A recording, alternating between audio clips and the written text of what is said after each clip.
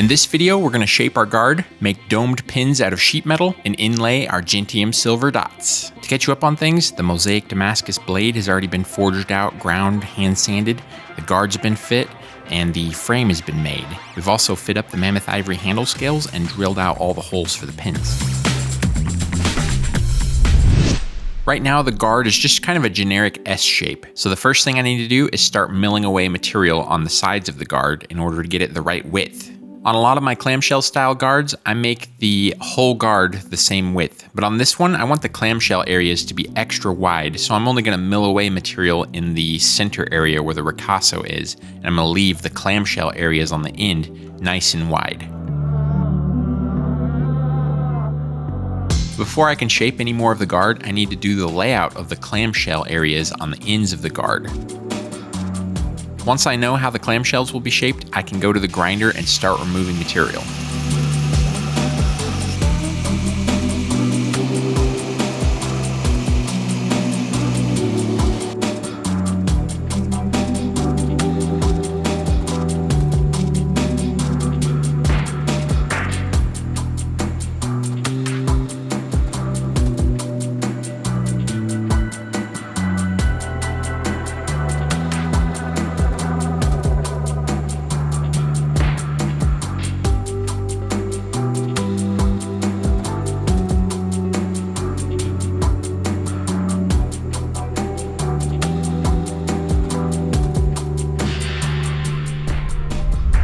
Before we do the next thing, my family and I put together a fun little commercial promoting the awareness of Knifemaker Plus.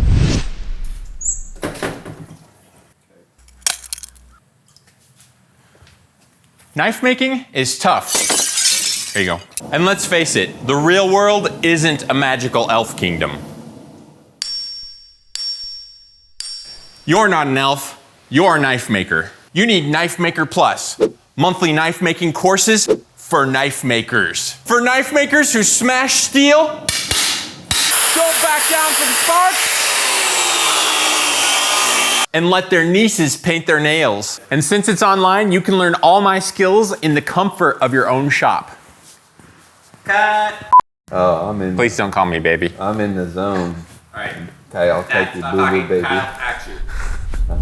In all seriousness though, if you want to learn how I make my knives in detail, check out Knifemaker Plus. Enrollment ends when Halloween's over. Become a member today. Now that the guard's shaped, I'm gonna move on to making the domed pin washers that are gonna go on the handle. I'm gonna make these out of mild steel sheet metal and gun blue them a beautiful black, and then there'll be a secondary dome of silver that goes through the small hole in the center when they're done. So that means each pin will be mostly black with a nice little secondary silver dome in the center of it. I start by drilling a 3/64 hole in some thin sheet metal. In order to shape the domed pin washers, I'm going to use a dapping block and punch. My dapping block has a hole in it and my punch has a little rod on the end. That way I can line up the hole in the sheet metal with the hole in the dapping block. My favorite part of making these little domed washers was definitely smashing the flat sheet metal into a nice little dome. And once that's done, we can use the bandsaw to cut out the domed washer.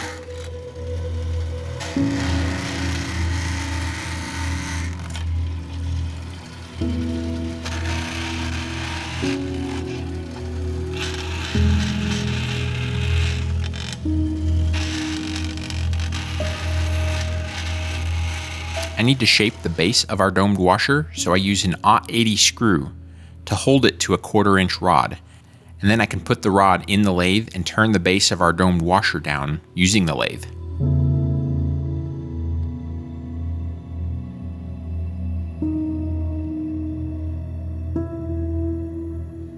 Before we get to the lathe though, I'm going to use the broadbeck to grind away some of the excess material.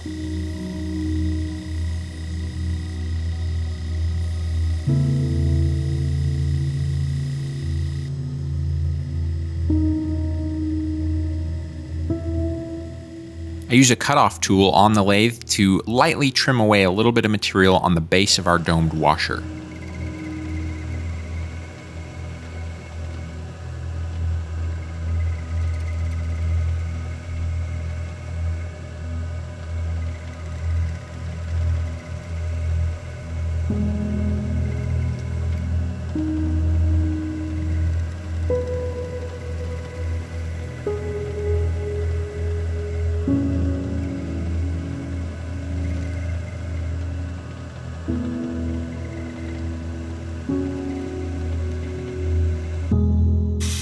After finishing up with the lathe, I use a regular drill to rotate our domed washer against a Scotch-Brite wheel to clean it up.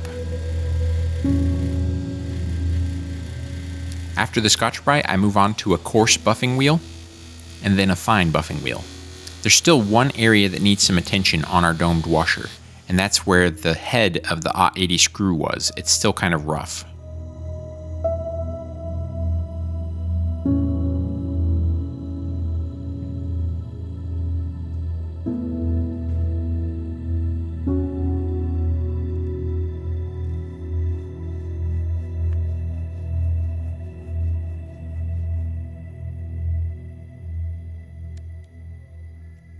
I'll use the handle on Luminous to hold the washer while I Scotch-Brite and buff the very top of it.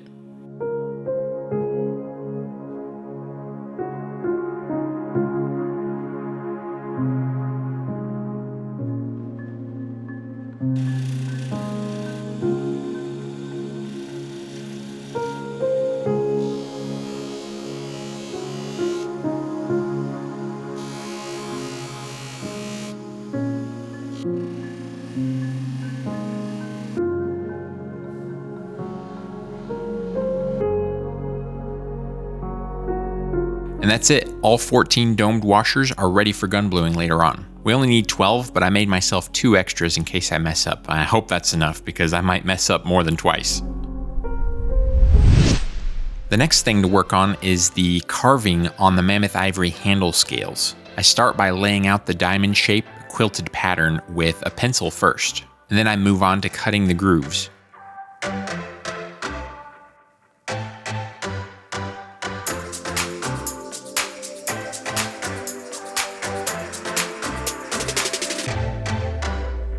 Once all the grooves are cut in with files, I use a Scotch-Brite wheel to lightly round the corners and kind of pillow everything out, and also leave a nice 600 grit finish down in the grooves. After finishing up with the Scotch-Brite wheel, I move on to buffing wheels, using the corner of the wheel to get down into the bottom of the groove as far as I can. I also use a hard felt wheel with some buffing compound to get to the very, very bottom of the groove where the buffing wheel had a hard time reaching.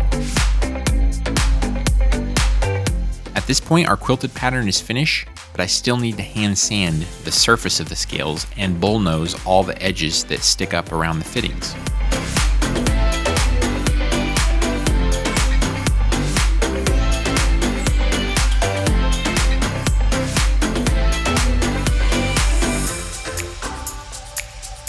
Once I'm done hand sanding the scales to 3000 grit, we move on to a really light buff just to get a nice shine on the handle scales.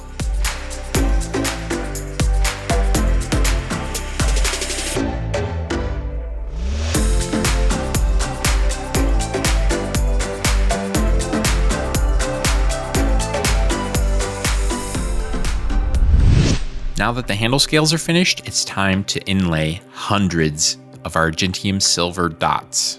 I start with the integral rear bolsters on the frame. I want the dot inlays to kind of resemble my clamshells that I normally carve in with files, so I'm going to do them in a nice kind of clamshell pattern. Getting the layout just right before I start inlaying the silver dots is critically important. It actually took me quite a bit of time, and I had to tweak it quite a bit in order to get it just how I wanted. I'm using height gauges and granite surface plates and dividers and scribes and all sorts of tricks, including a business card, in order to get my lines scribed in and my layout correct.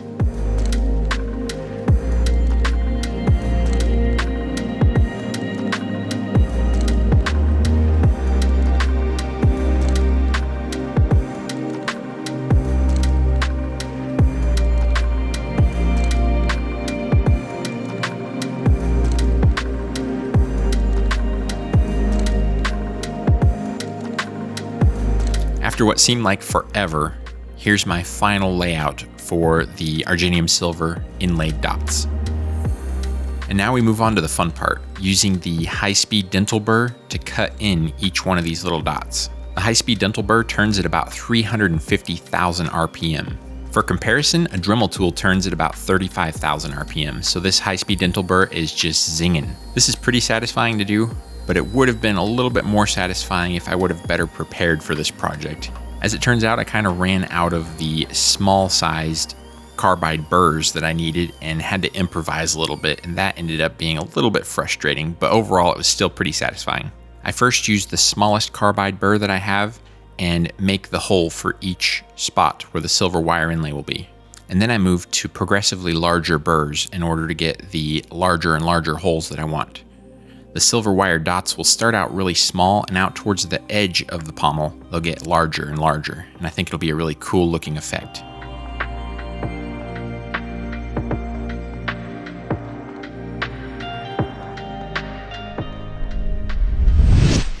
After cutting in all the holes, I hand sand with some 220 grit to remove all the burrs left over from the process of making the holes. You could call it finished right here if you want to say that it's inlaid with sandpaper grit, but I want it to be inlaid with Argentium silver, so we're going to take out that sandpaper grit and fill it with silver instead.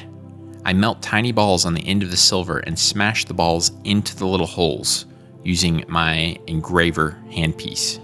With a lot of my inlays, you need dovetails in order to hold the material in place.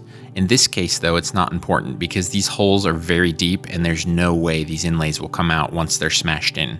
I love melting the little silver ball on the end of the wire. It's so satisfying to do. To watch that silver turn into a liquid and then start creeping up the wire is just incredible. If I accidentally make the ball too small, all I have to do is pull the wire out before it's really set in place and melt a little bit more. If I end up making the ball a little too large for the hole, it's absolutely fine. I can either put it in the next size larger hole, or we can just have a little bit of waste. It's not too big of a deal.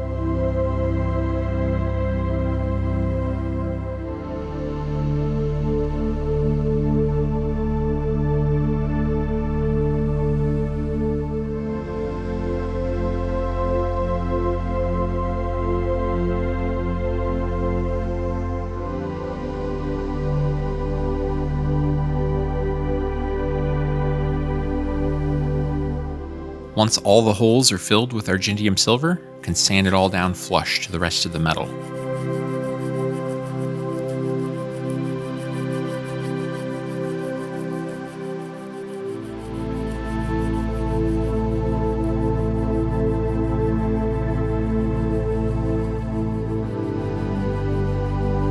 And there's our Argentium silver dot inlay, 35 down, 168 dots to go. These Argentium silver dots are really going to pop once we gun blue the rest of the steel. I will see you in the next video. May the forge be with you. Bye bye!